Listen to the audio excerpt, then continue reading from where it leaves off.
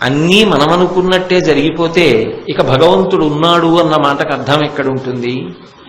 ఆ మాటకు అర్థం ఉండదు. శ్రీరామాయణంలో రామచంద్రమూర్తి చెప్పినట్టు మనిషి సంకల్పం చేస్తాడు, ఈశ్వరానుగ్రహం కూడా కలిసి వస్తే అది అలా జరుగుతుంది. ఒకవేళ మనుషుని యొక్క సంకల్పమే నెరవేరుతుంది తప్ప మనిషి యొక్క సంకల్పం నెరవేరాలి అనేటటువంటి సిద్ధాంతం ఉండదు. కానీ తన ప్రయత్నం మాత్రం తాను చేస్తూ ఉండాలి మనిషి. అందుకే కచ్చిత్ పురుషకారంచ దైవంచ ప్రతిపద్యతే అంటారు. పురుషకారము అంటే తన ప్రయత్నము తాను చేస్తూ ఈశ్వరానుగ్రహము కలిసి రావాలి అని కోరుకోవాలి. శంతన మహారాజు గారి యొక్క సంతానమైనటువంటి చిత్రాంగదుడు, విచిత్రవీర్యుడు, ఈ ఇద్దరిలో చిత్రాంగదుడు చాలా అహంకారం కలిగినటువంటి వ్యక్తి. దానికి తోడు చంచలమైనటువంటి స్వభావం ఉన్నవాడు.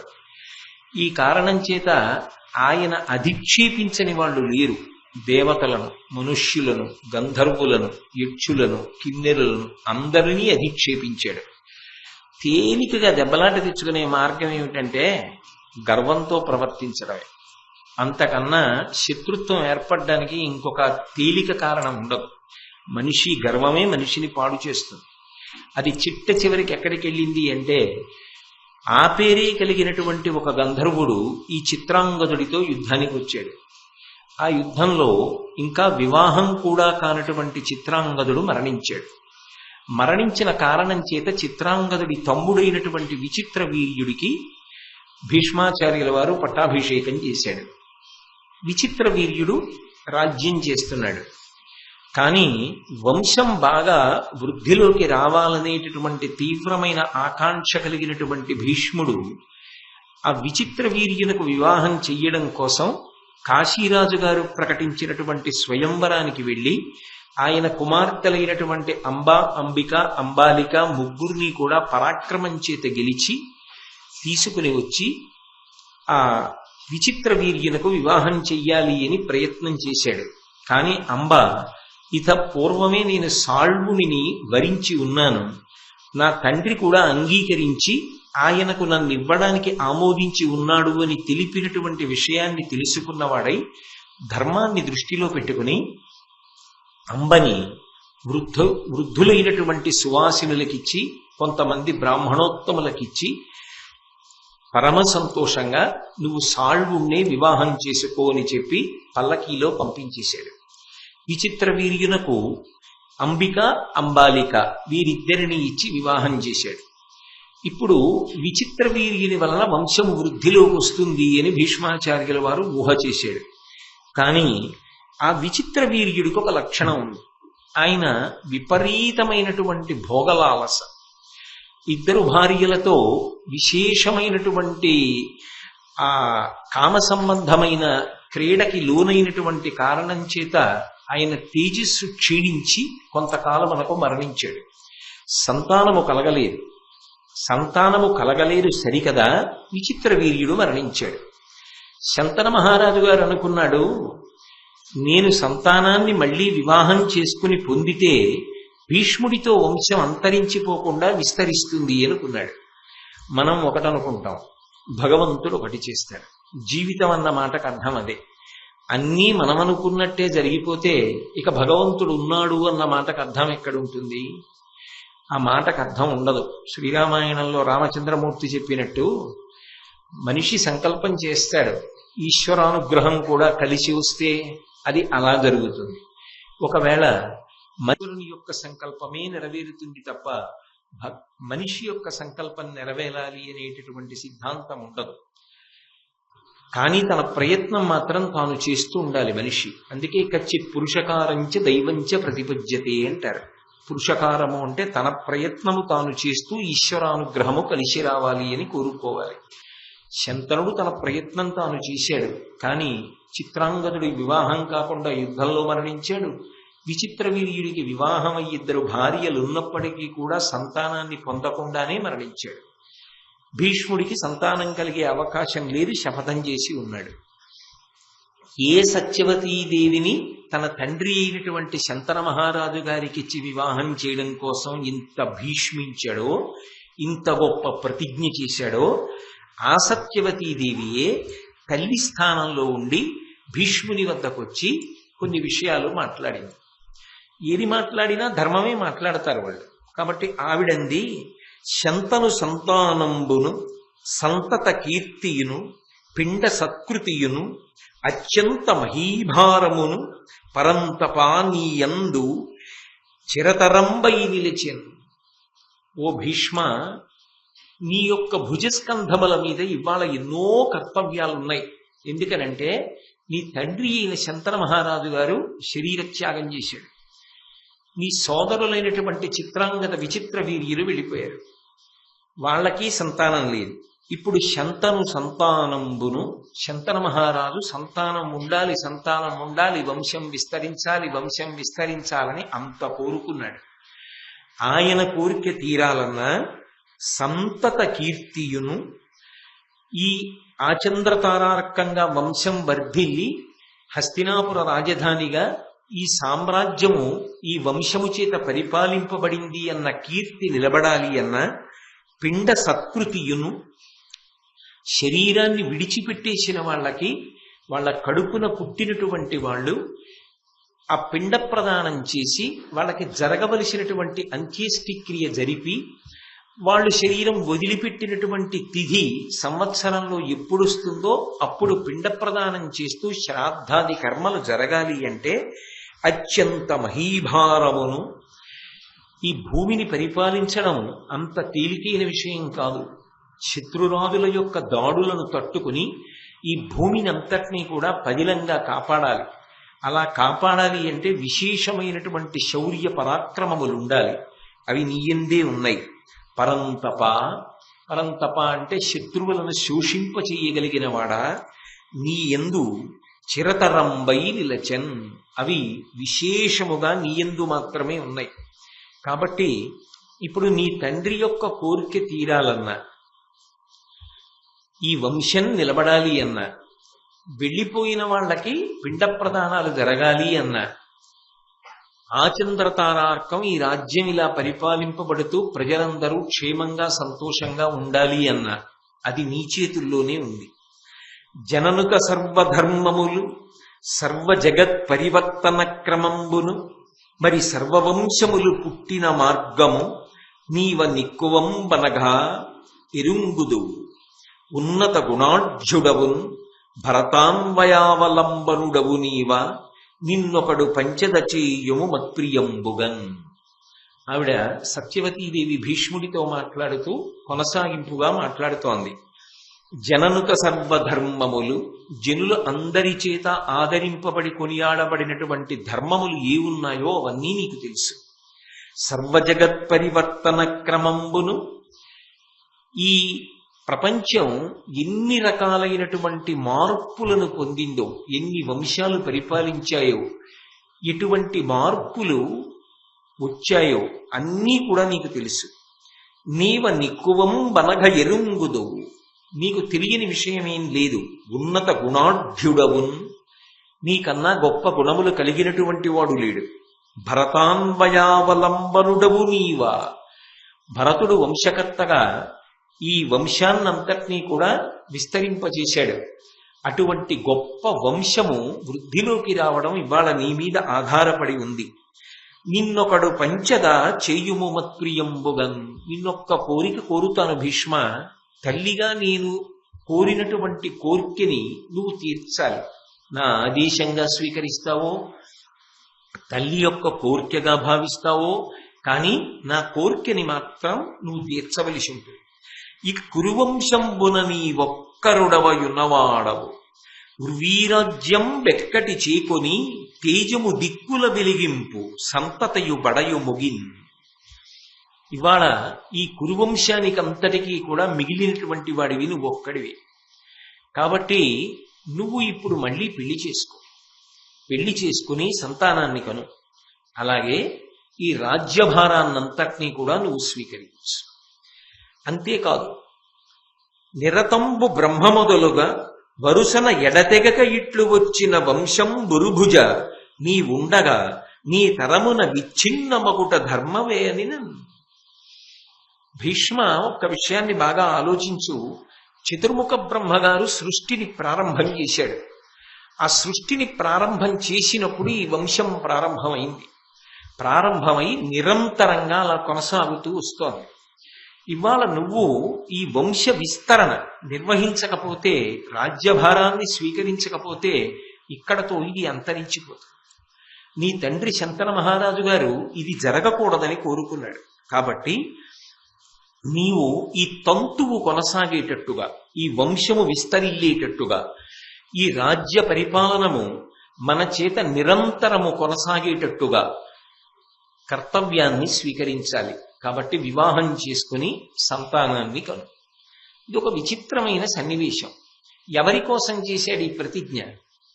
కామినీ కాంచనములు రెండిటికీ దూరంగా ఉంటాను అని, నేను బ్రహ్మచర్యాన్ని పాటిస్తాను, సంతానాన్ని పొందానని, రాజ్యభోగం నాకు అక్కర్లేదు, ఇకపైన సత్యవతీదేవి కడుపున పుట్టినటువంటి సంతానమే రాజ్యమునకు అధికారులవుతారని ప్రతిజ్ఞ చేసినటువంటి భీష్మాచార్యుల వారి వద్దకి అదే సత్యవతీదేవి వచ్చి, నువ్వు వివాహం చేసుకుని సంతానాన్ని పొంది నువ్వే రాజ్య పరిపాలన చెయ్యి అని అడుగుతాను. మీకు ఈ సన్నివేశం విన్నప్పుడు ఏం గుర్తొస్తుంది?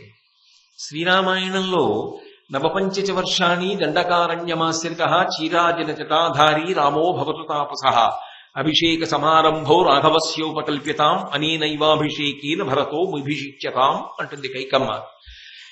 యవరాజ్య పట్టాభిషేకం జరగాలని దశరథ మహారాజు గారు రామచంద్రుడి విషయంలో ఏ ముహూర్తాన్ని నిర్ణయించాడో అదే ముహూర్తానికి భరతుడికి యవరాజ్య పట్టాభిషేకం జరగాలి. అదే ముహూర్తంలో రాముడు రాజ్యాన్ని విడిచిపెట్టి 14 సంవత్సరములు అరణ్యవాసానికి వెళ్ళిపోవాలి అని అడిగింది.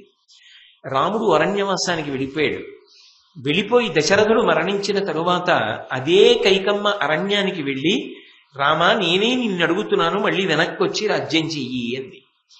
కైకమ్మ రాముణ్ణి ఎలా ప్రార్థన చేసిందో, ఏ సత్యవతీదేవి శంతనుడికి భార్య కావాలని భీష్మించి ఘోరమైన ప్రతిజ్ఞని భీష్మాచార్యుల వారు చేశారో, ఆ భీష్మాచార్యుల వారిని మళ్ళీ అదే సత్యవతీదేవి వాటిని ఉపసంహారం చేసి వివాహం చేసుకుని సంతానాన్ని కని రాజ్యాన్ని అవిచ్ఛిన్నంగా పరిపాలన చేస్తూ వంశాభివృద్ధితో ఆచంద్రతారార్కం ఈ ప్రక్రియ నడిచేటట్టుగా చూడమని అభ్యర్థిస్తోంది.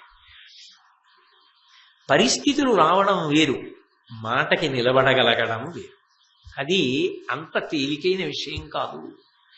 నేను ఇందువల్ల చేయలేకపోతున్నానండి అని చెప్పవచ్చు, అది తప్పని నేను అంటలేదు. కానీ కొన్ని కోట్ల మందిలో ఎవరో ఒకరు మాత్రం ఆ ఇచ్చిన మాట కోసమే నిలబడిపోతారు తప్ప, మాటకి అంత ప్రాధాన్యత ఇస్తారు తప్ప అన్న మాట తప్పడానికి మాత్రం వీల్లేదు. వాళ్ళు అంత పౌరుషంతో, అంత సత్యనిష్టతోటి ఉంటారు. సత్యమేవేశ్వరోలోకే సత్యం పద్మాశ్రితా సదా సత్యమూలాని సర్వాణి సత్యాన్నాస్తి పరమం పదం అంటాడు రాముడు రామాయణంలో. అసలు సత్యాన్ని మించినటువంటి పరమపదం ఏముంది? సత్యాన్ని ఆశ్రయించి లక్ష్మీదేవి ఉన్నది అంటాడు. కాబట్టి భీష్ముడు కూడా రాముడు రామాయణంలో ఎలా మాట్లాడాడో అదే తీరుగా మాట్లాడతాడు. భీష్మాచార్యుల వారి యొక్క జీవితాన్ని పరిశీలిస్తుంటే ఆర్షవాంగ్మయంలో ఉన్నటువంటి మహాపురుషులందరిలో ఉన్నటువంటి సుగుణముల యొక్క కూడిక మీకు కనపడుతుంది. అందుకే ఆయన అన్నాడు, విని భీష్ముడనియే మీకిట్లని ఆనతి ఈయ తగునే అమ్మి నా పల్కిన పల్కును మరి నా తాల్చిన వ్రతమును చిరుపునంత చిరుతని చెప్పుడా. మీరు నన్ను ఇలా ఆజ్ఞాపించచ్చా అమ్మా? వివాహం చేసుకోమంటున్నారు, రాజ్య పరిపాలన చెయ్యమంటున్నారు. నేనేమన్నా చిన్న పిల్లవాడినా? ఇప్పుడు ఒక మాటని మళ్ళీ గంట పోయేటప్పటికి ఆ మాట పక్కన పెట్టేసి సరేలేండి మీరందరూ అంటున్నారు కదా ఇలా చేసేస్తానులేండి అనడానికి. అది పసిపిల్లలైతే చేస్తారమ్మా, ప్రాజ్ఞులైన వారు అలా చెయ్యకూడదు. ఇత పూర్వం నేనే కదా ప్రతిజ్ఞ చేశాను, నీ తండ్రికి మాట ఇచ్చి కదా నిన్ను తీసుకొచ్చి శంతన మహారాజు గారికి భార్యని చేశాను. ఇవాళ శంతన మహారాజు గారు వెళ్ళిపోయారని నీకు పుట్టినటువంటి సంతానమునకు సంతానము కలగకుండా శూన్యం ఏర్పడిందని నేను మాట తప్పనా? నేను వివాహం చేసుకోనా? నేను రాజ్యభారాన్ని స్వీకరించనా? ఇంత భీష్మించిన భీష్ముడు మాట తప్పాడు అన్న మాట రాదా? కాబట్టి అలా చేయకూడదమ్మా. మాటకి కట్టుబడి ఉండడంలో గొప్పతనం ఉంది. హిమకరుడు శైత్యమును అర్యముడు మహాతేజమును ఉష్ణత్వమును విడిచిరేని గుర్వర్ధమునా చేకొనిన సద్వ్రతంబు విడుతునే. అమ్మా, ఒకవేళ హిమకరుడు శైత్యమును, చంద్రుడు తన చల్లతనాన్ని వదిలిపెట్టి వేయవచ్చుగాక. అర్యముడు మహాతేజమును, సూర్యభగవానుడు తన యొక్క వేడిని, తన యొక్క తేజస్సుని వదిలిపెట్టేయచ్చుగాక. హుతాశనుడు ఉష్ణత్వము విడిచిరేని, అగ్నిహోత్రుడు తన యొక్క వేడిని విడిచిపెట్టేయవచ్చుగాక. గుర్వర్ధమునా చేకొనిన సద్వ్రతంబు విడుతునే. నేను మాత్రం తండ్రి గారి కోసమని చేసిన ప్రతిజ్ఞ ఏది ఉందో అది విడిచిపెట్టేస్తానా అమ్మా? విడిచిపెట్టడం సాధ్యం కాదు. నువ్వు ఇప్పుడు దేని గురించి పరిశ్రమిస్తున్నావు, దేని గురించి శోకిస్తున్నావు? వంశం ఆగిపోయిందని కాదు. నేను మధ్య మార్గం చెప్తాను. ధర్మం అనేటటువంటిది దేశమును కాలమును ఆశ్రయించి ఉంటుంది. నేను ఇది మీకు వ్యాసుడి గురించి చెప్పినప్పుడు చెప్పా.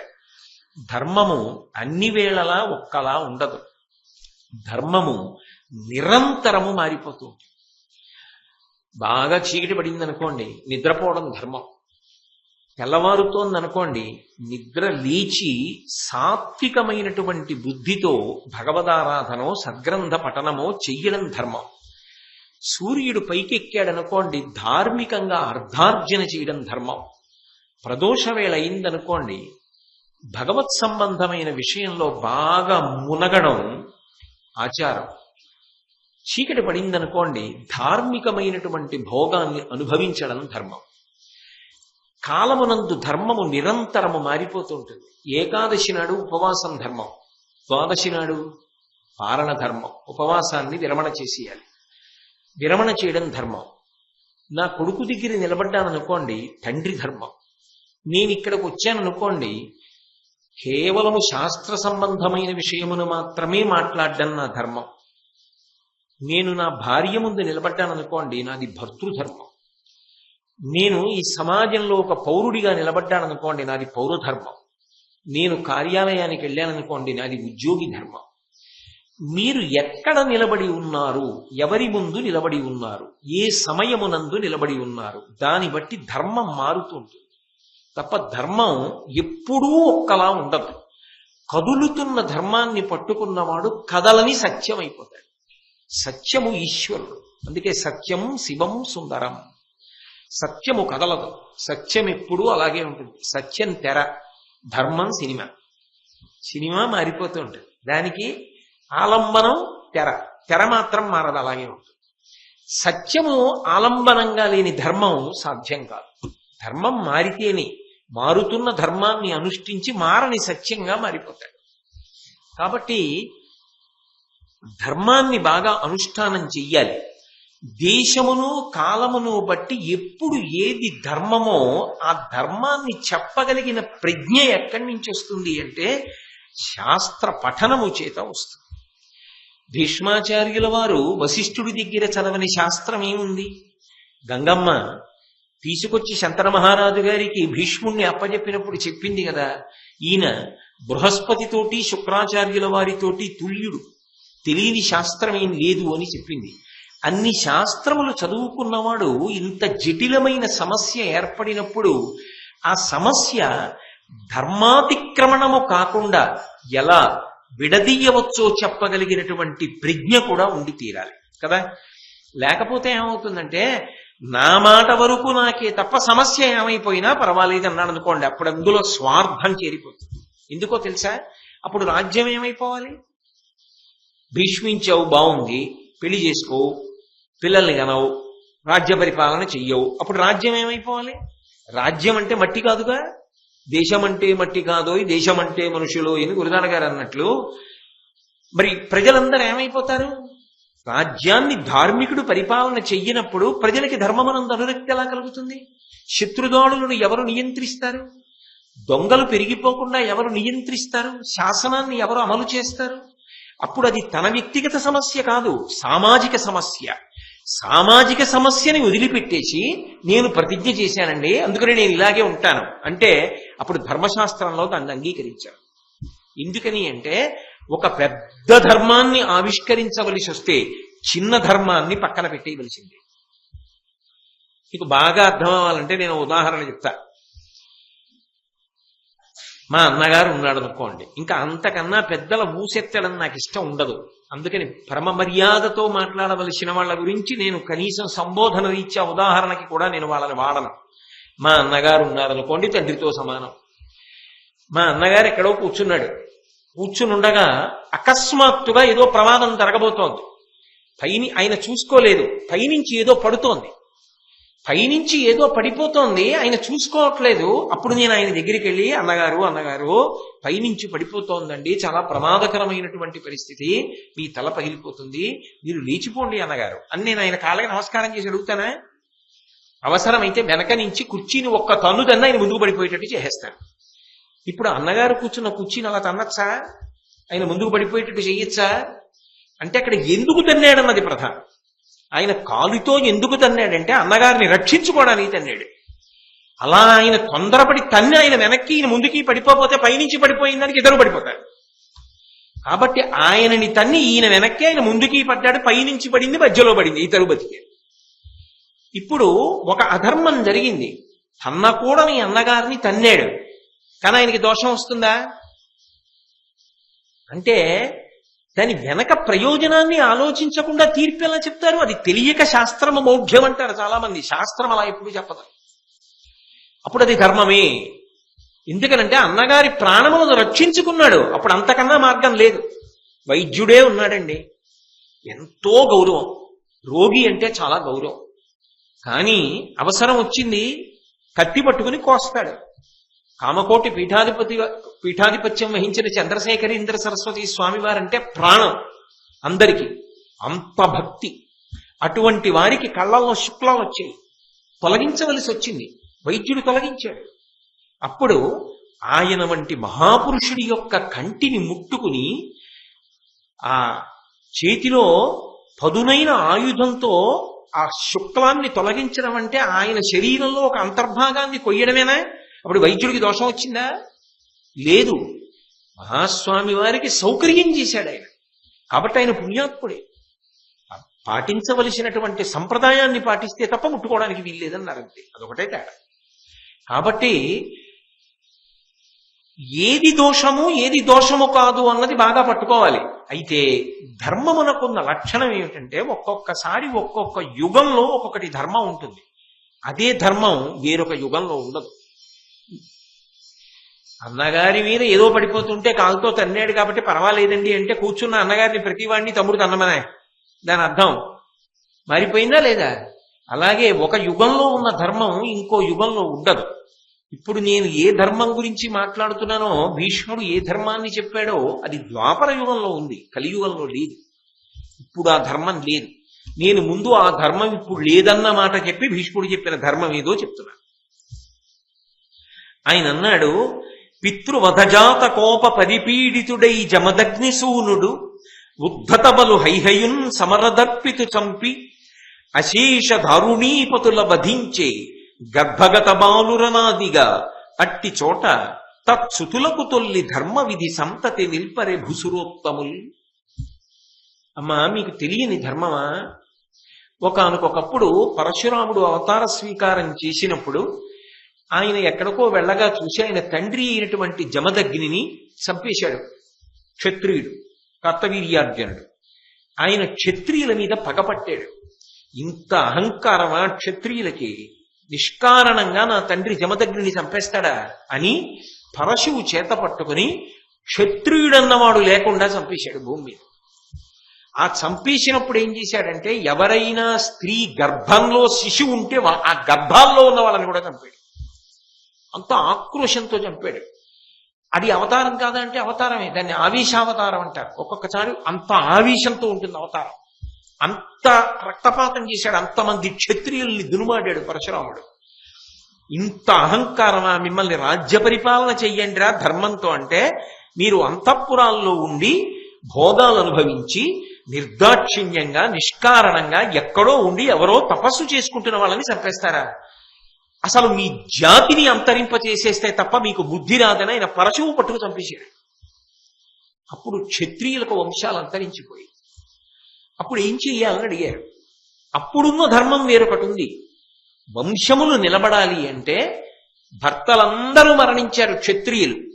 అప్పుడు కామమోహితుడు కాకుండా, కామమునకు వశపడకుండా కేవలం ఉపకార ధోరణిలు అవతల వారి వంశాన్ని నిలబెట్టడం కోసం శాస్త్ర ప్రవీణులై మహావిద్వాంసులై భక్తులైనటువంటి బ్రాహ్మణుల యొక్క తేజస్సుల వలన క్షత్రియులు మళ్ళీ గర్భవతులై ఆ క్షత్రియుల భార్యలు సంతానమును కన్నారు.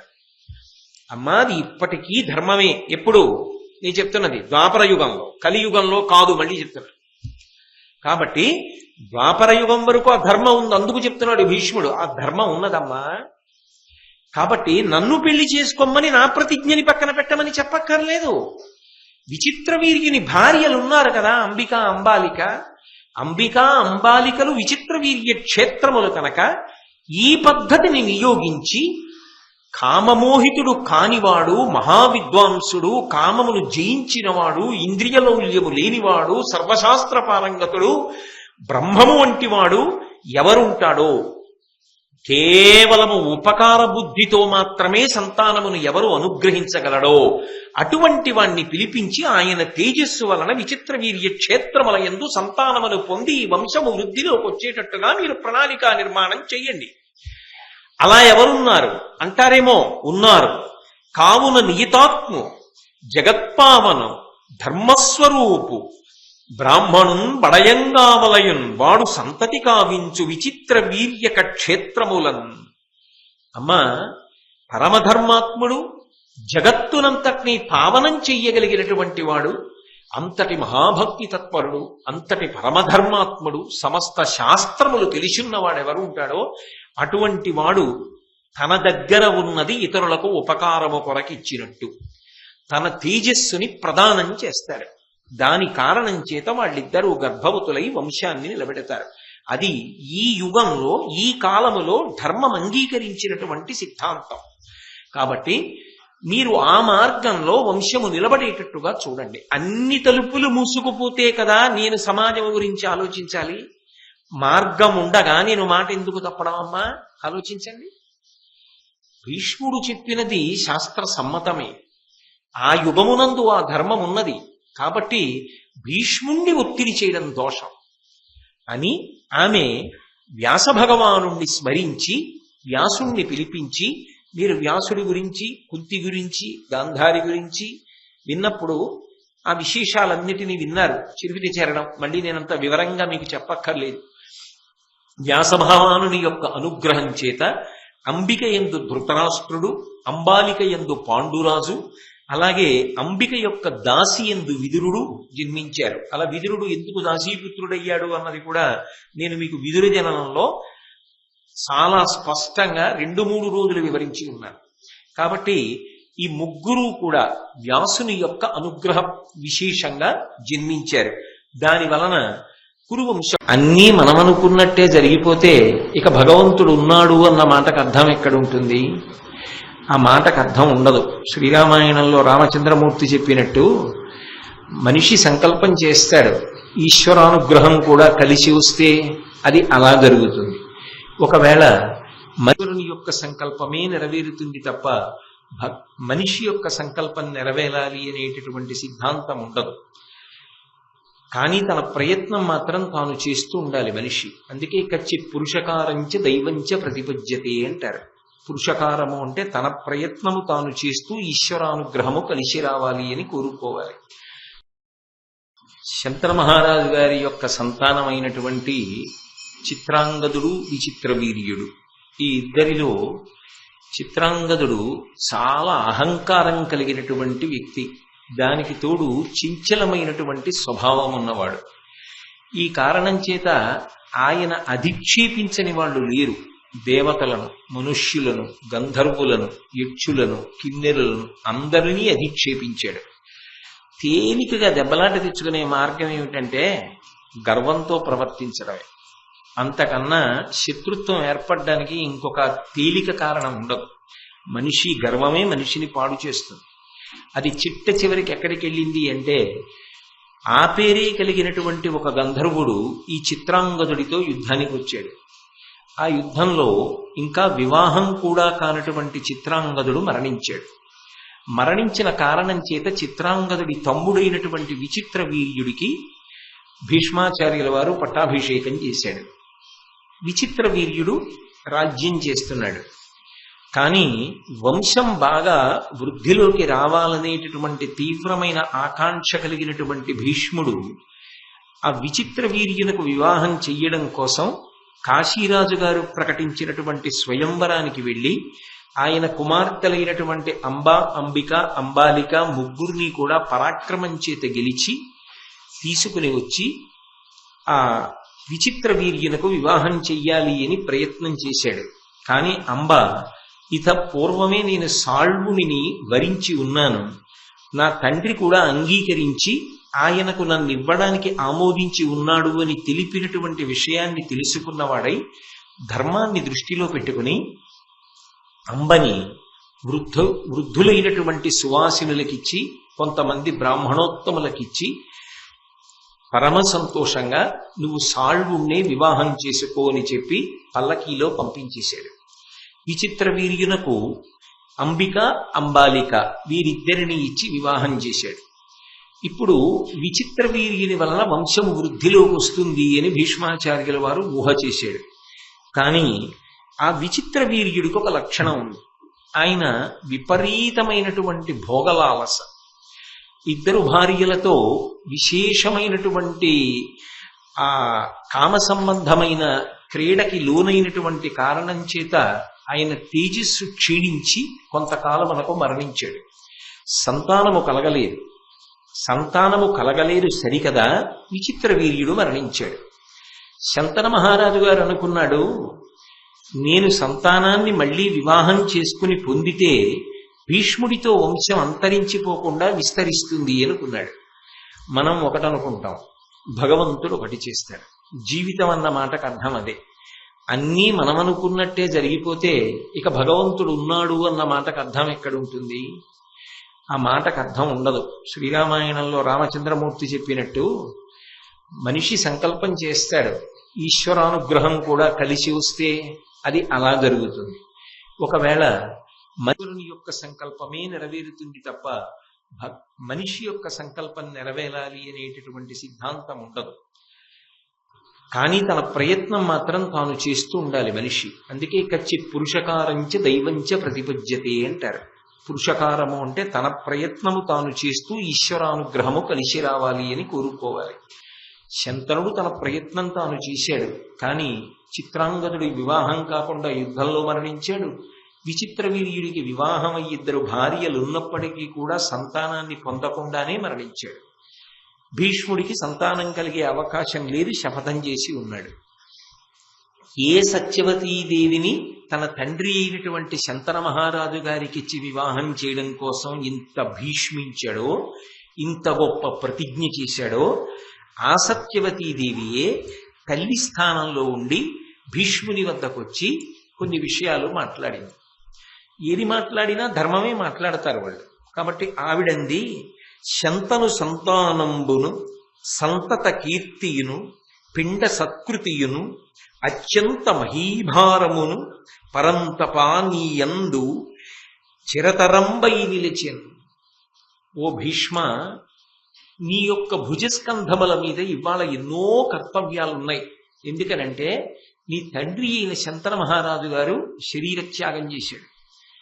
నీ సోదరులైనటువంటి చిత్రాంగద విచిత్ర వీర్యులు వెళ్ళిపోయారు. వాళ్ళకి సంతానం లేదు.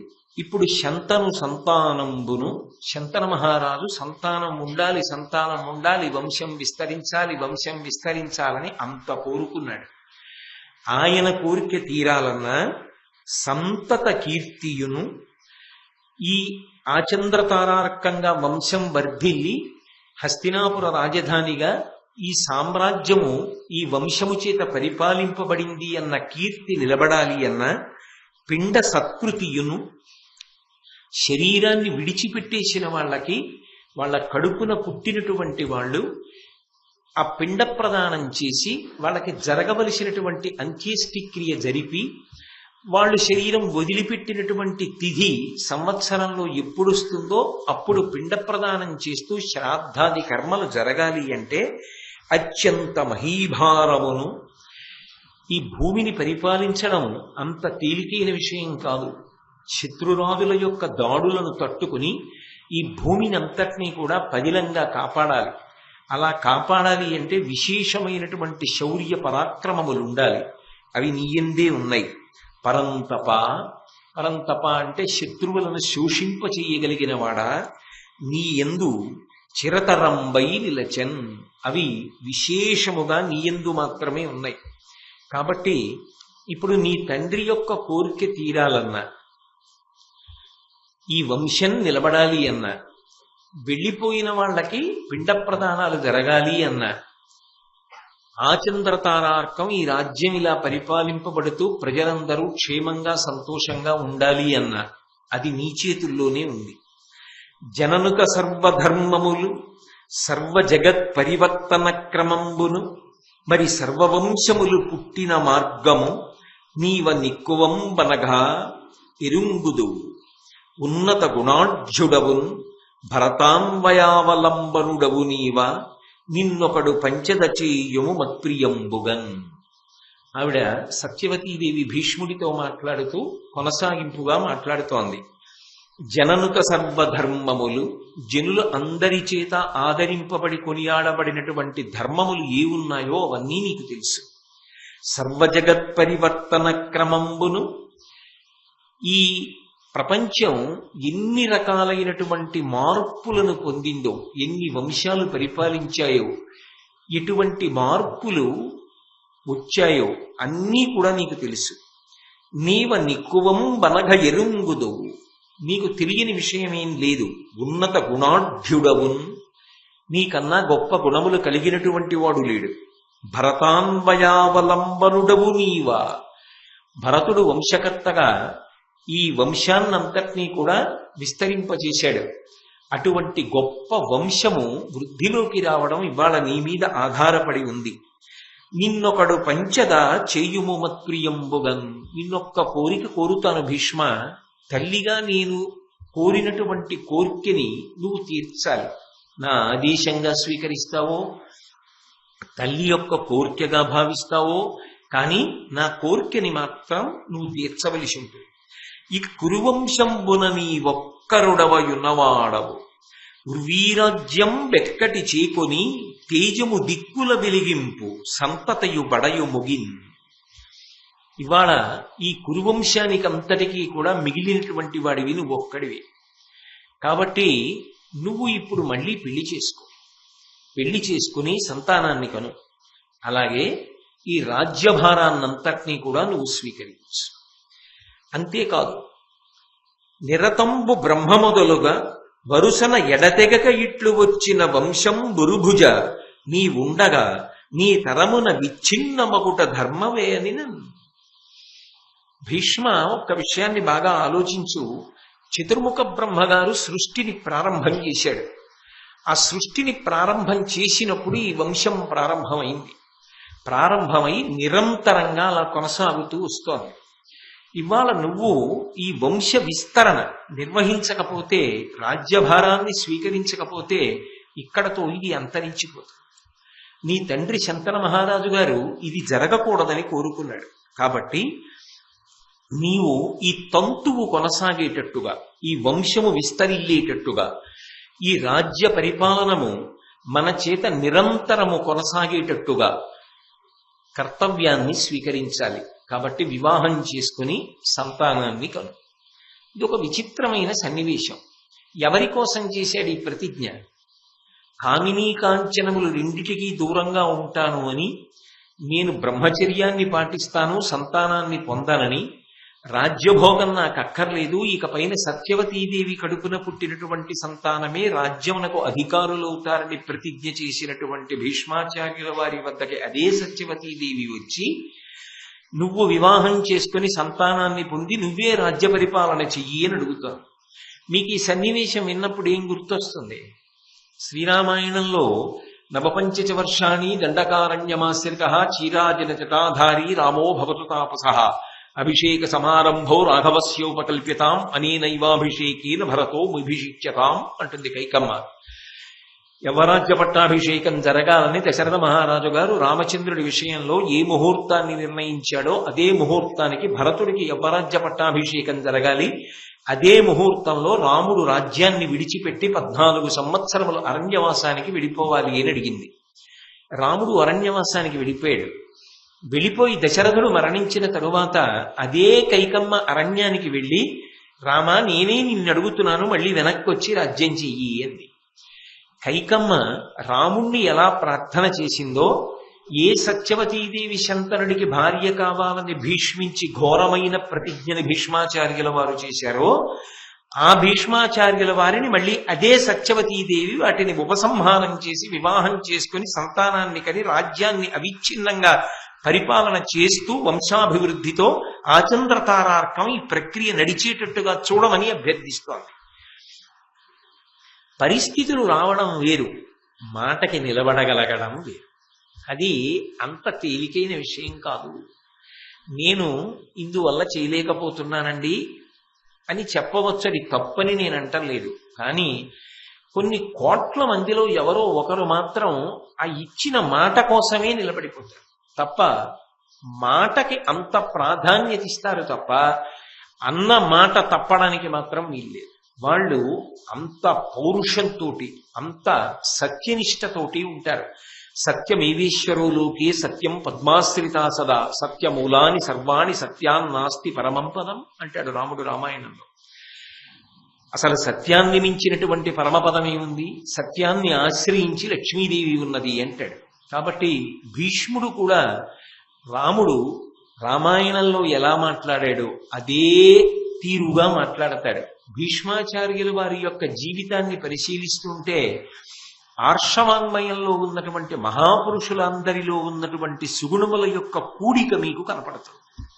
అందుకే ఆయన అన్నాడు, విని భీష్ముడనియే మీకిట్లని ఆనతి ఈయ తగునే అమ్మి నా పల్కిన పల్కును మరి నా కాల్చిన వ్రతమును చిరుపునంత చిరుతని చెప్పుడా. మీరు నన్ను ఇలా ఆజ్ఞాపించచ్చా అమ్మా? వివాహం చేసుకోమంటున్నారు, రాజ్య పరిపాలన చెయ్యమంటున్నారు. నేనేమన్నా చిన్న పిల్లవాడినా? ఇప్పుడు ఒక మాటని మళ్ళీ గంట పోయేటప్పటికి ఆ మాట పక్కన పెట్టేసి సరేలేండి మీరు అందరు అంటున్నారు కదా ఇలా చేసేస్తానులేండి అనడానికి. అది పసిపిల్లలైతే చేస్తారమ్మా, ప్రాజ్ఞులైన వారు అలా చెయ్యకూడదు. ఇత పూర్వం నేనే కదా ప్రతిజ్ఞ చేశాను, నీ తండ్రికి మాట ఇచ్చి కదా నిన్ను తీసుకొచ్చి శంతన మహారాజు గారికి భార్యని చేశాను. ఇవాళ శంతన మహారాజు గారు వెళ్ళిపోయారని నీకు పుట్టినటువంటి సంతానమునకు సంతానము కలగకుండా శూన్యం ఏర్పడిందని నేను మాట తప్పనా? నేను వివాహం చేసుకోనా? నేను రాజ్యభారాన్ని స్వీకరించనా? ఇంత భీష్మించిన భీష్ముడు మాట తప్పాడు అన్న మాట రాదా? కాబట్టి అలా చేయకూడదమ్మా. మాటకి కట్టుబడి ఉండడంలో గొప్పతనం ఉంది. హిమకరుడు శైత్యమును అర్యముడు మహాతేజమును హుతాశనుడు ఉష్ణత్వమును విడిచిరేని గుర్వర్ధమునా చేకొనిన సద్వ్రతంబు విడుతునే. అమ్మా, ఒకవేళ హిమకరుడు శైత్యమును, చంద్రుడు తన చల్లతనాన్ని వదిలిపెట్టి వేయవచ్చుగాక, అర్యముడు మహాతేజమును, సూర్యభగవానుడు తన యొక్క వేడిని తన యొక్క తేజస్సుని వదిలిపెట్టేస్తే వదిలిపెట్టేయచ్చుగాక, హుతాశనుడు ఉష్ణత్వము విడిచిరేని, అగ్నిహోత్రుడు తన యొక్క వేడిని విడిచిపెట్టేస్తే విడిచిపెట్టేయవచ్చుగాక, గుర్వర్ధమునా చేకొనిన సద్వ్రతంబు విడుతునే. నేను మాత్రం తండ్రి గారి కోసమని చేసిన ప్రతిజ్ఞ ఏది ఉందో అది విడిచిపెట్టేస్తానా అమ్మా? విడిచిపెట్టడం సాధ్యం కాదు. నువ్వు ఇప్పుడు దేని గురించి పరిశ్రమిస్తున్నావు, దేని గురించి శోకిస్తున్నావు? వంశం ఆగిపోయిందని కాదు. నేను మధ్య మార్గం చెప్తాను.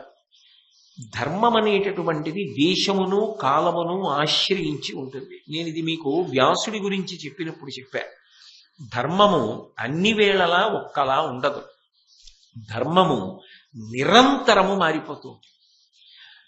బాగా చీకటి పడింది అనుకోండి, నిద్రపోవడం ధర్మం.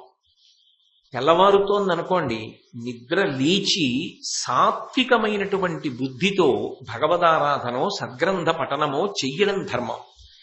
సూర్యుడు పైకెక్కాడనుకోండి, ధార్మికంగా అర్ధార్జన చేయడం ధర్మం.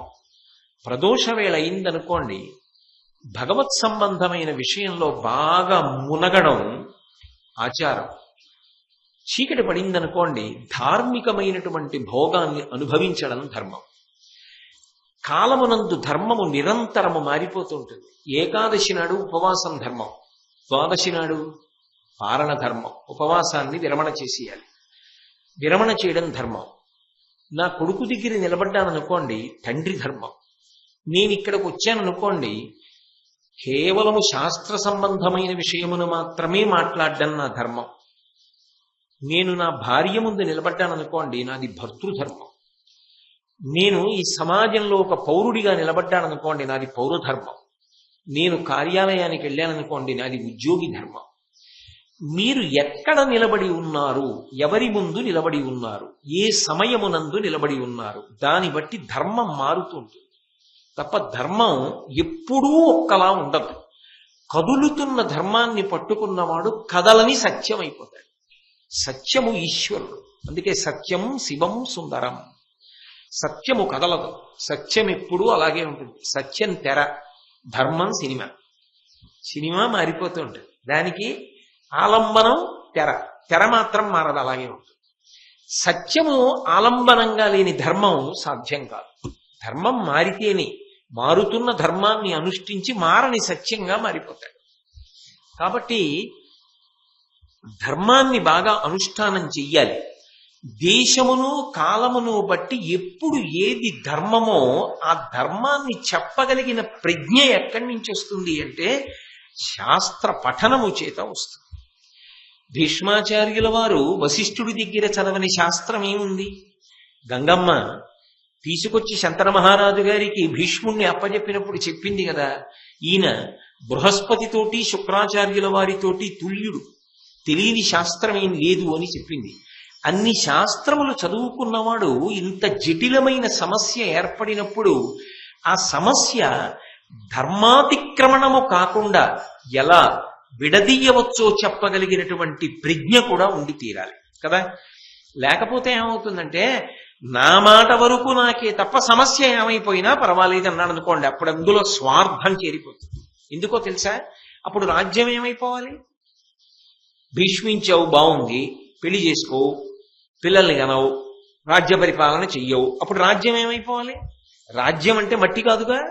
దేశం అంటే మట్టి కాదో, దేశం అంటే మనుషులు అని గురుదాన గారు అన్నట్లు మరి ప్రజలందరూ ఏమైపోతారు? రాజ్యాన్ని ధార్మికుడు పరిపాలన చెయ్యనప్పుడు ప్రజలకి ధర్మమనందు అనురక్తి ఎలా కలుగుతుంది? శత్రుదాడులను ఎవరు నియంత్రిస్తారు?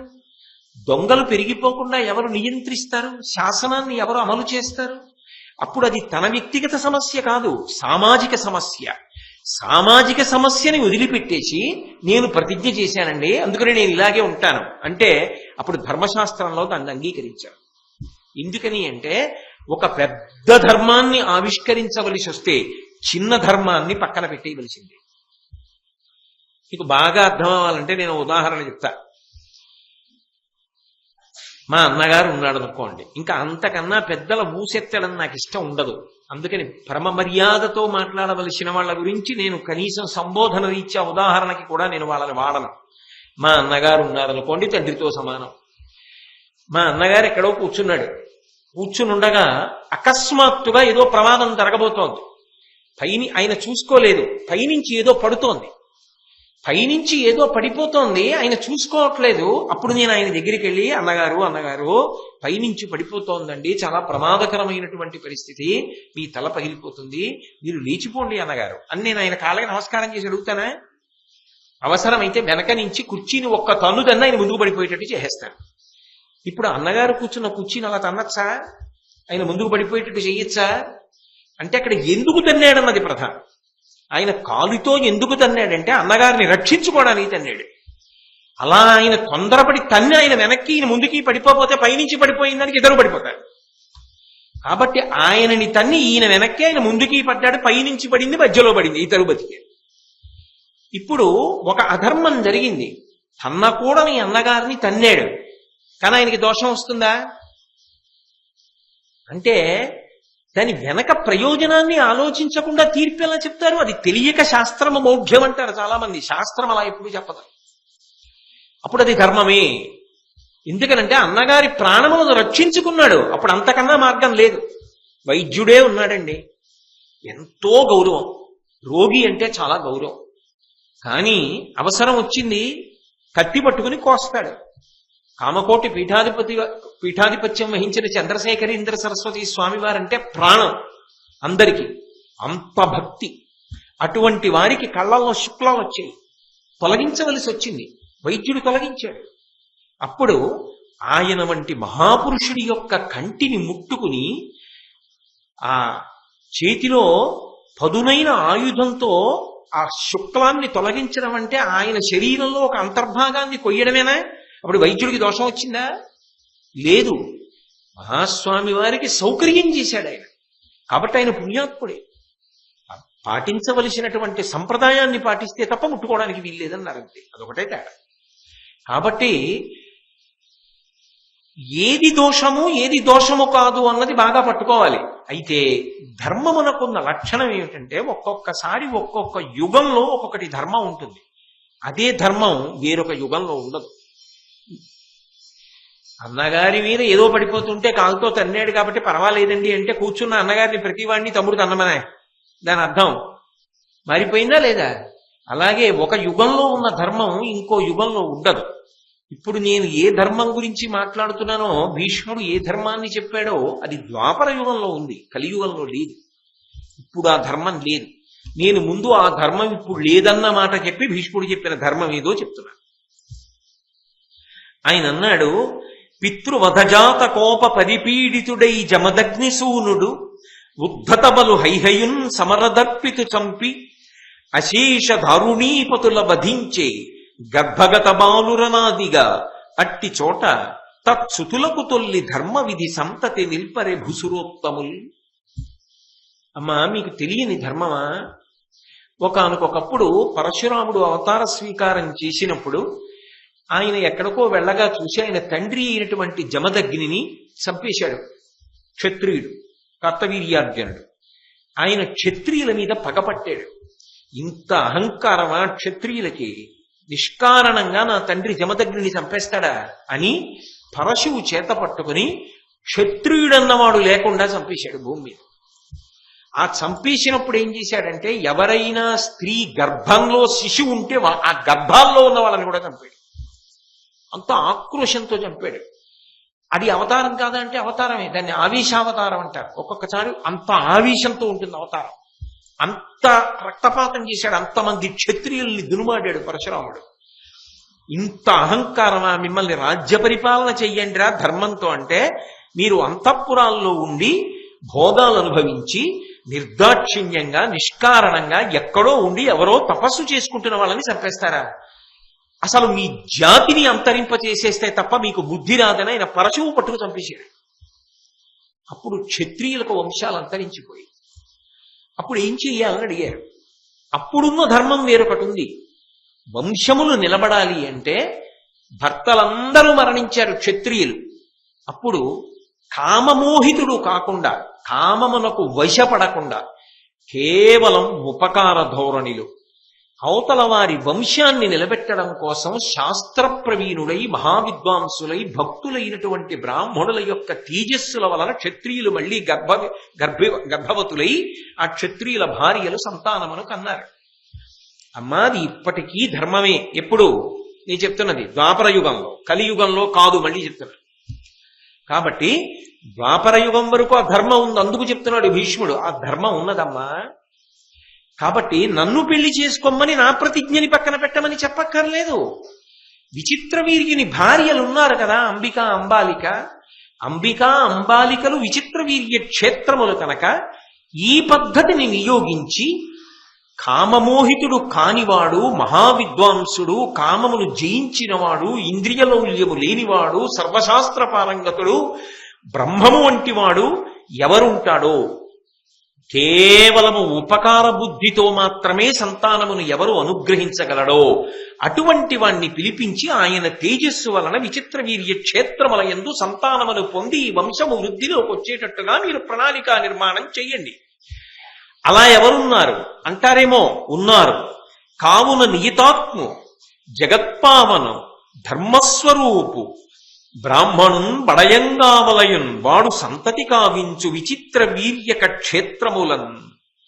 అమ్మా, పరమధర్మాత్ముడు, జగత్తునంతటినీ పావనం చెయ్యగలిగినటువంటి వాడు, అంతటి మహాభక్తి తత్పరుడు, అంతటి పరమధర్మాత్ముడు, సమస్త శాస్త్రములు తెలిసిన్నవాడెవరు ఉంటాడో అటువంటి వాడు తన దగ్గర ఉన్నది ఇతరులకు ఉపకారము కొరకిచ్చినట్టు తన తేజస్సుని ప్రదానం చేస్తాడు. దాని కారణం చేత వాళ్ళిద్దరూ గర్భవతులై వంశాన్ని నిలబెడతారు. అది ఈ యుగంలో, ఈ కాలములో ధర్మం అంగీకరించినటువంటి సిద్ధాంతం. కాబట్టి మీరు ఆ మార్గంలో వంశము నిలబడేటట్టుగా చూడండి. అన్ని తలుపులు మూసుకుపోతే కదా నేను సమాజం గురించి ఆలోచించాలి. మార్గం ఉండగా నేను మాట ఎందుకు తప్పడం అమ్మా? ఆలోచించండి. భీష్ముడు చెప్పినది శాస్త్ర సమ్మతమే. ఆ యుగమునందు ఆ ధర్మం ఉన్నది. కాబట్టి భీష్ముణ్ణి ఒత్తిడి చేయడం దోషం అని ఆమె వ్యాస భగవానుణ్ణి స్మరించి వ్యాసుణ్ణి పిలిపించి, మీరు వ్యాసుడి గురించి, కుంతి గురించి, గాంధారి గురించి విన్నప్పుడు ఆ విశేషాలన్నిటినీ విన్నారు. చిరువిటి చేరడం మళ్ళీ నేనంత వివరంగా మీకు చెప్పక్కర్లేదు. వ్యాస భగవానుని యొక్క అనుగ్రహం చేత అంబిక యందు ధృతరాష్ట్రుడు, అంబాలిక యందు పాండురాజు, అలాగే అంబిక యొక్క దాసి యందు విదురుడు జన్మించారు. అలా విదురుడు ఎందుకు దాసీపుత్రుడయ్యాడు అన్నది కూడా నేను మీకు విదుర జననంలో చాలా స్పష్టంగా 2-3 రోజులు వివరించి ఉన్నాను. కాబట్టి ఈ ముగ్గురు కూడా వ్యాసుని యొక్క అనుగ్రహ విశేషంగా జన్మించారు. దాని వలన కురువంశము నిలబడింది. సత్యవతీదేవి సంతోషించింది. సరే, ఈ పిల్లలు పెద్దవాళ్ళు అవుతున్నారు. ఆవిడ ఏది ప్రధానంగా కోరిందో ఆ మాట నిలబడిందిగా. భీష్ముడు మాట తప్పవలసినటువంటి అవసరం పక్కకి వెళ్ళిపోయిందిగా. అంటే నిజానికి అవతల వాళ్ళకి ఈ విషయాలు తెలియవు కదా అని లోపల కాంక్ష ఉంటే రాజ్యాన్ని పొందవచ్చు, పెళ్లి చేసుకోవచ్చు. కానీ చేసినటువంటి ప్రతిజ్ఞ మీద ఆయనకి ఎంత విశ్వాసమో, ఎంత గౌరవమో చూడండి. ఆ మాటకే కట్టుబడ్డాడంతే. అటువంటి మహాపురుషులు ప్రపంచ చరిత్రలో ఎంతమంది ఉంటారు? అంతటి గొప్పవాడు భీష్ముడంటే. కాబట్టి ఆ వంశం అలా వృద్ధిలోకి వస్తోంది. సత్యవతీదేవి సంతోషంగా ఉంది. కొంతసేపు ఆ కథని పక్కన పెట్టండి. ఎందుకని అంటే దీనికి ముందు ఒక మలుపు ఉంది. అంబ జీవితం ఉంది. మరి అంబని తీసుకొచ్చిన తరువాత పంపించాడు కదా భీష్మాచార్యులు వారు సాల్వుడి దగ్గరికి. మర్చిపోయారు? అప్పుడే మర్చిపోలేదు కదా. కాశీరాజు కుమార్తెలు అంబిక అంబాలికని తీసుకొచ్చి అంబిక అంబాలికని విచిత్ర వీర్యుడికి ఇచ్చి వివాహం చేసి అంబని సాల్వుడినే వివాహం చేసుకో అని చెప్పి పుణ్యాంగనలను విప్పులను ఇచ్చి చాలా మర్యాదతో పంపించేశాడు. ఇప్పుడు ఆ అంబ జీవితం ఏమైంది అన్నది నిజానికి ఆది పర్వంలోనిది కాదు. కానీ చాలా దూరం భీష్ముడి జీవితం ముందుకి చెప్పిన తరువాత ఇది చెప్పవలసి ఉంటుంది. ఎందుకంటే కథాక్రమంలో భారతంలో అలా వస్తుంది. ఉద్యోగ పర్వంలో చెప్తాడు దుర్యోధనుడితోటి. కానీ మీ సౌకర్యం కోసం మహాభారతంలో భీష్ముడు అన్న శీర్షికతో నేను మాట్లాడుతున్నాను కాబట్టి పక్కనే వెళ్ళిన అంబ ఏమైంది అన్నది మళ్ళీ 20 రోజుల తర్వాత మాట్లాడే కన్నా ఇప్పుడే మాట్లాడితే మీకు సౌలభ్యంగా అర్థం చేసుకోవడానికి వీలుంటుంది అన్న ఉద్దేశ్యంతో నేను అంబ వైపు నుంచి వచ్చినటువంటి మలుపుల గురించి ప్రస్తావన చేసే ప్రయత్నం చేస్తున్నాను. భీష్మాచార్యుల వారి చేత పంపబడినటువంటి అంబ సాల్వుడి దగ్గరికి వెళ్ళింది. వెళ్ళి ఆ సాల్వుడిని చూసి ఆమె ఒక మాట అంది. అంబయు అట సాల్వుని కడకొంబోయిన నతడు భీష్ముని కొనిపోయిన దానిం పరచుం గైకొన ధర్మంబే కన్యాత్వ మెడలె మగువా నీకున్. ఎంత గొప్పవాణ్ణి మనసిచ్చిందో చూడండి. ఆయన అన్నాడు, అసలు నా దగ్గరికి ఎందుకు వచ్చావు నువ్వు అని అడిగాడు. అడిగి, నిన్ను భీష్ముడు కదా తీసుకుపోయాడు యుద్ధంలో గెలిచి, నేను కూడా భీష్ముడి చేతిలో ఓడిపోయాను కదా. నేను ఎప్పుడైతే భీష్ముడి చేతిలో ఓడిపోయానో అప్పుడే నువ్వు భీష్ముడికి చెందిన వస్తువు అయిపోయావు. నువ్వు భీష్ముడికి చెందిన దానవు. ఏది చేసుకున్నా భీష్ముడి ఇష్టం. తన దగ్గరికి పంపించడం తప్పుట. ఎందుకు తప్పు అంటే ఆయన అన్నాడు, పరచుం గైకొన ధర్మంబే. నువ్వు దుష్టురాలివి. మనసు నాకిచ్చావు, భీష్ముడితో వెళ్ళిపోయావు. ఏదో కారణానికి మళ్ళీ ఇక్కడికి వచ్చావు. అంటే ఆయన ఉద్దేశ్యం ఏంటంటే బహుశా నీకు విచిత్ర వీర్యుడితో వివాహం ఇష్టపడి ఉండదు, అందుకని ఇక్కడికి వచ్చావు. అంటే ఇంతకన్నా సభలో నేను చెప్పడం బాగుండదు. ఎంత అసహ్యంగా మాట్లాడచ్చో అంత అసహ్యంగానూ మాట్లాడాడు. పోనీ అక్కడతో ఊరుకున్న బాగుండేది. ఆయన అన్నాడు, కన్యాత్వమెడల మెగువా నీకున్, అసలు నీ ఎందు కన్యాత్వమే లేదు, నువ్వు వేరొకరికి ఇల్లాలి అయిపోయినట్టే. ఇంకా నాకిల్లాలి ఎలా అవుతావో, ఎందుకు వచ్చావు ఇక్కడికి? ఏ పురుషుడైనా కన్యని స్వీకరిస్తాడు, నువ్వు కన్యవా? భీష్ముని చేత గెలవబడిన దానివి, భీష్ముడు ఎలా నియోగిస్తే అలా, కాబట్టి నువ్వు వేరొకరి ఇల్లాలి కిందే లెక్క. ఆవిడేమంది, నేను సాల్వుడి ఇల్లాలి కింద లెక్క అంది భీష్ముడితో. ఇప్పుడు సాల్వుడేమంటున్నాడు, నువ్వు భీష్ముడు ఎవరికి చెప్తే వాళ్ళకి ఇల్లాలి కింద లెక్క, నువ్వు భీష్ముడికి చెందిన నానవు, నాకు చెందిన నానవు కావు, కాబట్టి నువ్వు ఇక్కడ ఉండడానికి వీల్లేదు, నేను నిన్ను స్వీకరించాను అన్నాడు. వెంటనే అంబ సాల్వుడితో అంది, తమ్మునికి గాగ భీష్ముడు ఉదగ్రవృత్తి కన్నియల కొనిపోయడుగాన బలిమి నన్ను కొనిపోయే, నా చేత నిన్ను వినిన అప్పుడే పుట్టించే దూషింపననగ తవునే. మీరు బాగా పట్టుకోవాలి అంబ మాట్లాడుతున్న మాటలు. ఆవిడంటోంది, భీష్ముడు నన్ను ఎందుకు తీసుకెళ్లాడో తెలుసా? నన్ను తీసుకెళ్ళింది భీష్ముడు వివాహం చేసుకోవడానికి కాదు, భీష్ముడి తమ్ముడికిచ్చి వివాహం చేయడానికి తీసుకెళ్ళాడు. కానీ నేను అక్కడికి వెళ్ళిన తరువాత చెప్పాను, నేను నీకు మనసిచ్చానని చెప్పా. నా మనసు సాళ్వుని ఎందున్నది, సాళ్వుడు కూడా నన్ను ఇల్లాలని చేసుకోవాలనుకున్నాడు. కాబట్టి నేను నిన్ను వివాహం చేసుకుంటాను అని భీష్ముడితో చెప్తే భీష్ముడు సంతోషంగా నన్ను నీ దగ్గరికి పంపించేశాడు. కాబట్టి ఇందులో భీష్ముడు చేసిన తప్పే ఉంది? తన తమ్ముళ్ళకి వివాహం చేద్దామని తీసుకెళ్ళాడు. నేను చెప్పాను, చెప్పబట్టి మళ్ళీ వెనక్కి పంపించాడు. చెప్పకపోతే విచిత్ర వీరుడికి ఇచ్చి పెళ్లి చేస్తాడు, ఆయనకి తెలియదుగా. నీ చెప్పాను కాబట్టి నీ దగ్గరికి పంపించాడు. నువ్వు నన్ను వివాహం చేసుకుందాం అనుకున్నావుగా, నేను నిన్ను వివాహం చేసుకుందాం అనుకున్నానుగా. కాబట్టి ఇప్పుడు వివాహం చేసుకోవాలంటావే? భీష్ముడు తీసుకెళ్ళింది ఒక ప్రయోజనానికి తీసుకెళ్ళాడు, చెప్పగానే ధర్మాత్ముడు వెనక్కి పంపించేశాడు. అందులో భీష్ముడిని తప్పు పట్టడానికి ఉంది అని ఒక మాట అంది. అసలు నిన్ను నేను వలచి ఉన్నానన్న విషయం నా తండ్రికి తెలియదు. నా తండ్రికి తెలిసి ఉంటే నాకు ఈ స్వయంవరం ప్రకటించేవాడు కాడు. పచ్చి అబద్ధమా కాదా? భీష్ముడి దగ్గరికి వెళ్ళి ఏమని చెప్పింది? నేను నా తండ్రి చేత కూడా ఆయనకి ఇవ్వబడ్డాను అని చెప్పిందా లేదా? భీష్మాచార్యుల వారితో మాట్లాడుతున్నప్పుడు ఆయన దగ్గర ఒక మాట అంది, పరగనన్ను సాల్వపతి వరించిన తండ్రి చేత పూర్వదత్తనైతి అమ్మహీషునకు అంది. నేను నా తండ్రి చేత పూర్వదత్తనైతి, నా తండ్రి నన్ను సాల్వుడికి ఇచ్చేశాడు, మానసికంగా ఇచ్చేశాడు. ఇచ్చినవాడు స్వయంవరం ఎందుకు ప్రకటించాడు? మరి ఇచ్చేసిన వాడు నా పెద్ద కుమార్తె సాల్వుని వివాహం చేసుకుంటోంది, ఆమెకి ఆయన యందు అనురక్తి, అతనికి ఆమె యందు అనురక్తి. కాబట్టి వాళ్ళిద్దరూ ఒండరులు, ఒకరి యందు ఒకరు అభిమానమును పొంది ఉన్నారు. నేను కూడా అంగీకరించా, ఇంకెందుకు స్వయంవరం? అందుకని ఆ అమ్మాయిని పక్కన పెట్టి అంబిక అంబాలికకి స్వయంవరం అంటే ఈ పొరపాటు జరిగి ఉండేదా? భీష్ముడు తీసుకెడతాడా? తెలిస్తేనే వెనక్కి పంపించిన వాడు ఆమెకి వేరొకరితో వివాహం నిశ్చయమైందంటే తీసుకెళ్లేంత అధర్మాత్ముడా భీష్ముడు? సకల శాస్త్ర పారంగతుడు, అంత ధర్మాత్ముడు, ఆయన తీసుకెడతాడా? ఇంతకుముందు భీష్ముడితో చెప్పినప్పుడు మా తండ్రి ఒప్పుకున్నాడని చెప్పింది. బహుశా ఎందుకు చెప్పుండాలి? తను సాల్వుడి దగ్గరికి వెళ్ళిపోవడానికి ప్రణాళికగా చెప్పుండాలి, లేదా నిజంగా తండ్రికి తెలిసి ఉండాలి.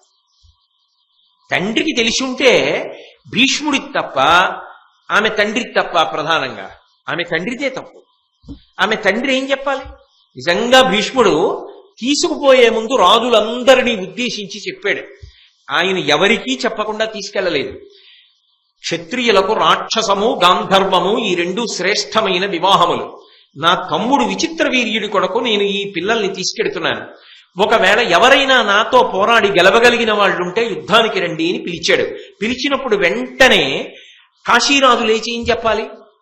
అయ్యా, అందులో పెద్ద పిల్లకి నేను కేవలం నామమాత్ర స్వయంవరం ప్రకటించాను తప్ప ఆమె ఇప్పటికే అనురక్తురాలు, ఆమె సాల్వభూపతిని పెళ్లి చేసుకోవాలనుకుంటోంది, కాబట్టి ఆమెను నువ్వు తీసుకెళ్లవద్దు అని చెప్పినా భీష్ముడు తీసుకెళ్ళి ఉంటే ఖచ్చితంగా భీష్ముడితో తప్పు చేసినవాడు. ఆయన తప్పు చేస్తాడా? ఆయన అంత తేలికగా శాస్త్రోల్లంఘనం చేసే మనిషే? ఒకటి, తండ్రి చెప్పలేదు. రెండు, ముగ్గురిని కూర్చోబెట్టాడా రథంలో వెనకాకల? కూర్చోబెట్టేనా యుద్ధం చేశాడు? యుద్ధం చేస్తుంటే అంబ చెప్పిందా భీష్ముడితో, అయ్యా నేను ఇంతకు ముందే సాళ్వుణ్ణి వివాహం చేసుకుందాం అనుకున్నానండి అని చెప్పాలా భీష్ముడితోటి? చెప్పిందా? చెప్పలేదు. పోని అంబ చెప్పలేదు. సాళ్వుడు యుద్ధానికి వచ్చాడుగా భీష్ముడితో. యుద్ధానికి వచ్చిన వాడు ఆమె యందు నేను అనురక్తుణ్ణి, ఆమె నన్ను వివాహం చేసుకోవాలనుకుంటోంది, కాబట్టి నేను ఆమెని వివాహం చేసుకుంటానా, ఆమెని విడిచిపెట్టు అని సాళ్వుడు చెప్పాడా? చెప్పలేదు. వాళ్ళు ముగ్గురు చెప్పకపోవడం తప్పు కాదుట, భీష్ముడు తీసుకెళ్ళడం తప్పుట. ఏమనాలి? కాబట్టి భీష్ముడు తీసుకెళ్ళాడు. అప్పుడు భీష్ముడి దగ్గర ఏం చెప్పింది అంటే వంకర చరిత్ర. ఏ మాట ఏదో ఎప్పటికి ఏది మాట్లాడాలో అది మాట్లాడుతూ ఉంటుంది తప్ప నిజానికి ఆమె ఏది మాట్లాడుతోందో ఎవరికి అర్థం కాదు. కాబట్టి భీష్ముడి దగ్గరికి వెళ్ళి మా నాన్న ఒప్పుకున్నారంది, వెంటనే పంపించేశాడు. సాళ్వుడేమన్నాడు? చీ అవతల పోవన్నాడు. అన్న తర్వాత ఏమంటోంది? మా నాన్నకి తెలీదు, తెలిసి ఉంటే అసలు స్వయంవరమే ప్రకటించేవాడు కాదండి. అంటే మీ నాన్న ఎందుకు చెప్పలా సభలో అని సాళ్వుడు అనకుండా తండ్రిని వెనకేసుకొచ్చింది. అంటే ఇప్పుడు తప్పు ఎవరి మీదకి నెట్టేస్తోంది? భీష్ముడి మీదకి నెట్టేస్తోంది. ఎలా నెట్టేస్తుంది అంటే, నేను అబలని, భీష్ముడంతా యుద్ధం చేస్తుంటే ఎత్తుకుపోతుంటే బాబాయ్ నాకు భయం వేసింది, అసలు మాట్లాడలేకపోయాను. అంతఃపురానికి వెళ్ళాక 10 మందిని చూసి అక్కడ సత్యవతీదేవి వాళ్ళు వీళ్ళు కనపడ్డాక నా గోడు చెప్పుకున్నాను. ఆ భీష్ముడు అలా ఎత్తుకుపోవచ్చా? ఆ భీష్ముడికి తప్పు, మా నాన్న తప్పు కాదు.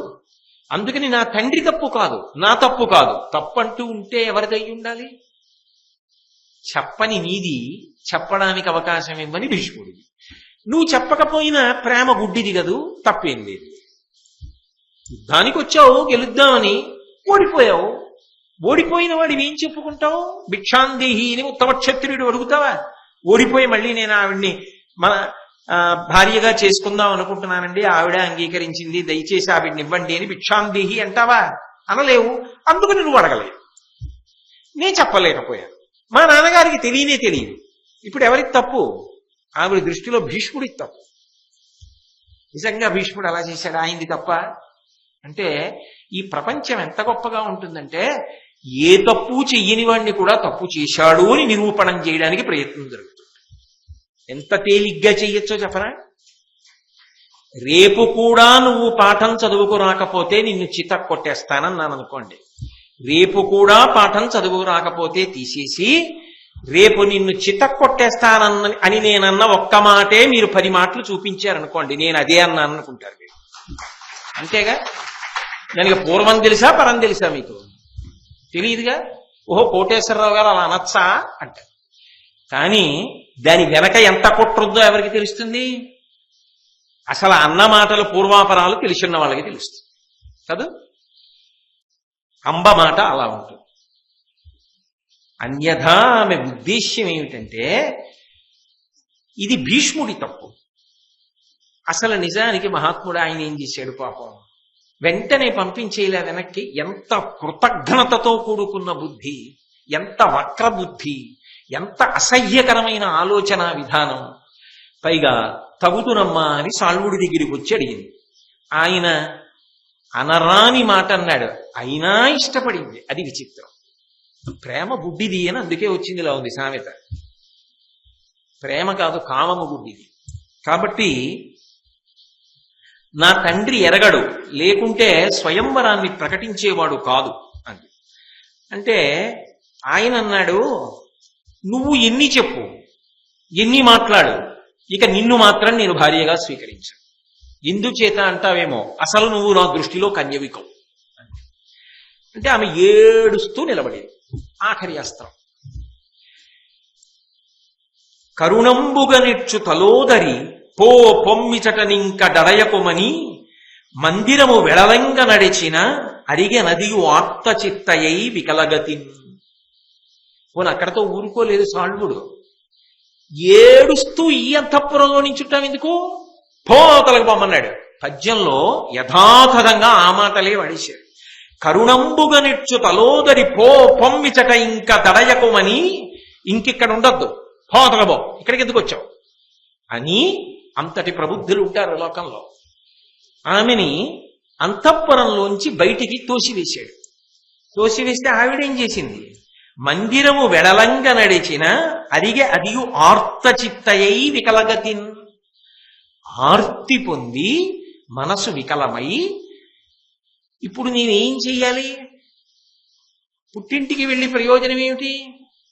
భీష్ముడి దగ్గరికి వెడితే ఏం చేస్తాడు? నువ్వు చెప్పావు కదా నీ మనసు సాల్వుడికి ఇచ్చానని, నేనెలా ఇస్తానా తమ్ముడికి అంటాడు, ఇవ్వడం. ఇక విచిత్ర వీర్యుణ్ణి వివాహం చేసుకోలేదు, సాల్వుడు బయటికే తోయించేశాడు. ఇప్పుడు తనేం చేయాలి? అందుకని మనసు వికలమైపోయి ఇప్పుడు తనకి గతి పతి రెండూ లేవు.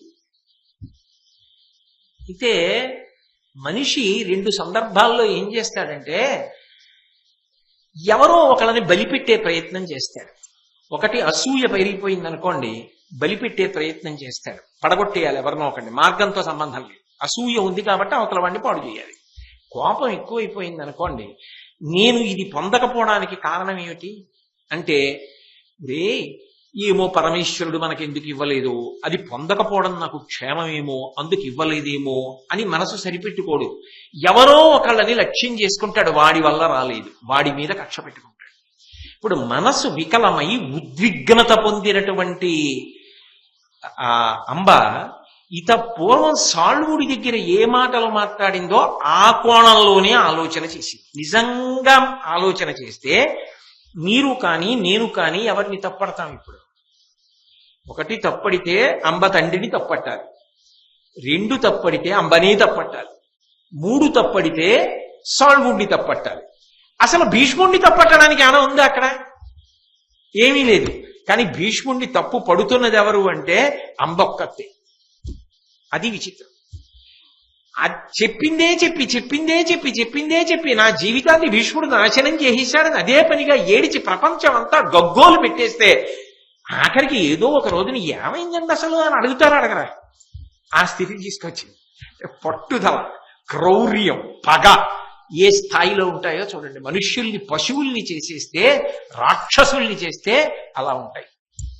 కాబట్టి ఇప్పుడు ఆవిడేం చేసిందంటే, సాల్వునకు గాని అడుప సంసారమునకు బాసితిన ఇంక భీష్ముని పాలికేల ఎరుగా ఆతండు మూలమీ హానికెల్లా కాన ఆతని సాధింతుగాక ఏను. ఆవిడ వెంటనే మనసులో నిర్ణయం చేసుకుంది, సాల్వునకు గాని ఎడుప, నేను ఇక సాల్వునికి ఇల్లాలినవుతాను అనేటటువంటి ఆశ కల్లా. అతను నన్ను స్వీకరించాడు. యథార్థంగా అయితే ఇప్పుడు వెంటనే ఆవిడ కక్ష ఎవరి వైపుకి తిరగాలి? సాల్వుడి వైపుకి తిరగాలి. కానీ ఆయన మీద అనురక్తి అంత గొప్పది ఆవిడికి, అందుకని ఆయన మీద కక్ష పెట్టుకోవాలి. కాబట్టి సాల్వుడికి ఇల్లాలని అవలేను. సంసారమునకు బాసితిన, కానీ ఎవరికైనా ఇల్లాలని అవుదామంటే ఊరు వాడా తెలిసిపోయింది. భీష్ముడు పెద్ద పల్లకీలో కూర్చోబెట్టి ముత్తైదువులనిచ్చి విపురులనిచ్చి సాల్వుడి దగ్గరికి పంపిస్తే స్వీకరిస్తాడు. కానీ అంతఃపురంలో మరి మాట్లాడితే చీ అవతలకు పో అంటే ఊరంతా చెప్పుకోరు. అందులో ఇలాంటివి ఎక్కడ దొరుకుతాయా అని చూస్తుంటారు. కాబట్టి భీష్ముడి ధర్మం గుర్తురాదేమో, శాంతి పరమ జ్ఞాపకానికి ఉండదేమో, ఇంకో పరమం గుర్తుండదేమో, కానీ అంబ కథ బాగా గుర్తుంటుంది కదా. అయినప్పుడు ఇంకా నాకు సంసారం ఏమిటి? నన్ను ఎవరు పెళ్లి చేసుకుంటారు? నన్ను ఎవరు పెళ్లి చేసుకోరు. ఇక నా జన్మింతే. ఇంకా భీష్ముని పాలికేల ఎరుగా, పోనీ మళ్ళీ భీష్ముడి దగ్గరికే వెళ్ళి, ఏమంటే పొరపాటు అయిపోయింది, మీరు పాపం ఏదో నన్ను తీసుకొచ్చారు, మీరే నాకేదో ఉపకారం చేయండి అన్నాను అనుకోండి. ఆయన ఏమంటాడు? నేను ఎందుకు తెచ్చాను? నా తమ్ముడికి ఇచ్చి చేయడానికి తెచ్చాను. నీ మనసు ఇంకొక చోట పెట్టుకున్న దానివి నిన్ను నా తమ్ముడికి ఇచ్చి వివాహం చేయనా? అంతకన్నా అన్యాయం లోకంలో ఇంకోటి ఉంటుందా? నువ్వు ఇత పూర్వం వేరొకరికి మానసికంగా ఇల్లాలివి, ఇప్పుడు నా తమ్ముడికి ఎలా ఇల్లాలి అవుతావు? నేను ఇవ్వను నా తమ్ముడికి. నువ్వేగా చెప్పింది, చావో రేవో సాల్వుడితోటి, అది ఇక నాకు సమస్య కాదు, అక్కడికే వెళ్ళు అంటే. ఇప్పుడు మళ్ళీ భీష్ముడి దగ్గరికి వెడితే భీష్ముడు మళ్ళీ అలా చెప్తాడు. సాల్వుడి దగ్గరికి వెడితే అసలు సమస్య లేదు, బయటికి తోసేశాడు. ఇప్పుడు ఆవిడికి మనసులో కక్ష ప్రబలం.